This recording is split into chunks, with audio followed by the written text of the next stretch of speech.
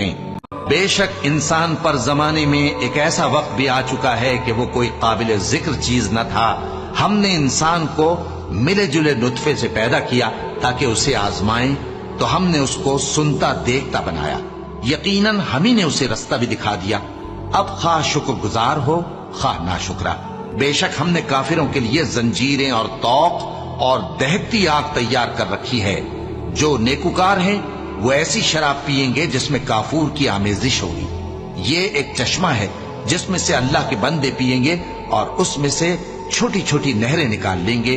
یہ لوگ نظریں پوری کرتے ہیں اور اس دن سے جس کی سختی پھیل رہی ہوگی خوف رکھتے ہیں، اور باوجود کہ ان کو خود کھانے کی چاہت ہوتی ہے مگر فقیروں اور یتیموں اور قیدیوں کو کھلاتے ہیں، اور کہتے ہیں کہ ہم تم کو محض اللہ کی خوشنودی کے لیے کھلاتے ہیں، نہ تم سے بدلہ چاہتے ہیں اور نہ شکر گزاری۔ ہم کو اپنے پروردگار سے اس دن کا ڈر لگتا ہے جو چہروں کو بگاڑنے والا اور بڑی سختی والا ہوگا۔ چنانچہ اللہ ان کو اس دن کی سختی سے بچا لے گا اور تازگی اور خوشی عنایت فرمائے گا، اور ان کے صبر کے بدلے ان کو بہشت اور ریشمی لباس عطا کرے گا۔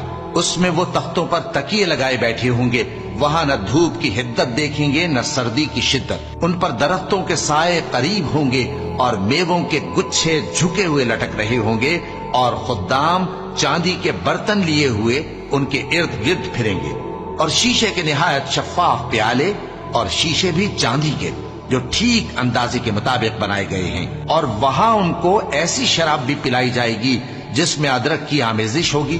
یہ بہشت میں ایک چشمہ ہے جس کا نام سلسبیل ہے، اور ان کے پاس لڑکے آتے جاتے ہوں گے جو ہمیشہ ایک ہی حالت پر رہیں گے۔ جب تم ان پر نگاہ ڈالو تو خیال کرو کہ بکھرے ہوئے موتی ہیں، اور بہشت میں جہاں آنکھ اٹھاؤ گے کثرت سے نعمت اور عظیم الشان سلطنت دیکھو گے۔ ان کے جسموں پر دیبا اور اطلس کے سبز کپڑے ہوں گے، اور انہیں چاندی کے کنگن پہنائے جائیں گے، اور ان کا پروردگار ان کو نہایت پاکیزہ مشروب پلائے گا، فرمائے گا یہ تمہارا صلہ ہے اور تمہاری محنت ہمارے ہاں مقبول ہوئی۔ اے نبی صلی اللہ علیہ وآلہ وسلم، ہم نے تم پر قرآن بتدریج نازل کیا ہے، تو اپنے پروردگار کے فیصلے کے لیے انتظار کیے رہو، اور ان لوگوں میں سے کسی بدعمل اور ناشکرے کا کہا نہ ماننا، اور صبح و شام اپنے پروردگار کا نام لیتے رہو، اور رات کو بڑی دیر تک اس کے آگے سجدے کرو اور اس کی پاکی بیان کرتے رہو۔ یہ لوگ دنیا کو دوست رکھتے ہیں اور قیامت کے بھاری دن کو پس پشت چھوڑے دیتے ہیں۔ ہم نے ان کو پیدا کیا اور ان کے جوڑ جوڑ کو مضبوط بنایا، اور اگر ہم چاہیں تو ان کے بدلے انہی کی طرح اور لوگ لے آئیں۔ یہ قرآن تو نصیحت ہے، جو چاہے اپنے پروردگار کی طرف پہنچنے کا راستہ اختیار کر لے، اور تم کچھ بھی نہیں چاہ سکتے مگر جو اللہ کو منظور ہو۔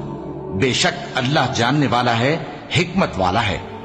وہ جس کو چاہتا ہے اپنی رحمت میں داخل کر لیتا ہے، اور ظالموں کے لیے اس نے دکھ دینے والا عذاب تیار کر رکھا ہے۔ شروع اللہ کا نام لے کر جو بڑا مہربان نہایت رحم والا ہے۔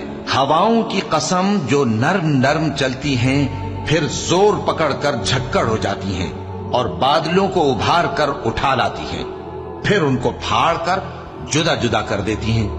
پھر فرشتوں کی قسم جو وحی لاتے ہیں تاکہ عذر دور کر دیا جائے یا ڈر سنا دیا جائے کہ جس فیصلے کا تم سے وعدہ کیا جاتا ہے وہ ہو کر رہے گا، جب تاروں کی چمک جاتی رہے اور جب آسمان میں شگاف پڑ جائیں اور جب پہاڑ ریزہ ریزہ کر کے اڑا دیے جائیں اور جب پیغمبروں کے لیے وقت مقرر کر دیا جائے، بھلا ان کاموں میں تاخیر کس لیے کی گئی؟ فیصلے کے دن کے لیے، اور تمہیں کیا خبر کہ فیصلے کا دن کیا ہے؟ اس دن جھٹلانے والوں کے لیے خرابی ہوگی۔ کیا ہم نے پہلے لوگوں کو ہلاک نہیں کر ڈالا تھا؟ پھر ہم ان پچھلوں کو بھی ان کے پیچھے بھیج دیتے ہیں۔ ہم گناہگاروں کے ساتھ ایسا ہی کیا کرتے ہیں۔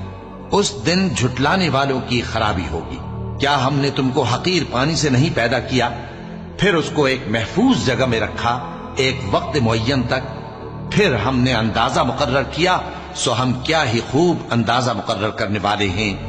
اس دن جھٹلانے والوں کی خرابی ہوگی۔ کیا ہم نے زمین کو سمیٹنے والی نہیں بنایا، یعنی زندوں اور مردوں کو، اور ہم نے اس پر اونچے اونچے پہاڑ رکھ دیے اور تم لوگوں کو میٹھا پانی پلایا، اس دن جھٹلانے والوں کی خرابی ہوگی۔ جس چیز کو تم جھٹلایا کرتے تھے اب اس کی طرف چلو، یعنی اس سائے کی طرف چلو جس کی 3 شاخیں ہیں، نہ ٹھنڈی چھاؤں اور نہ شولوں سے بچاؤ۔ اس سے آگ کی اتنی اتنی بڑی چنگاریاں اڑتی ہیں جیسے محل، گویا زرد رنگ کے اونٹ ہیں۔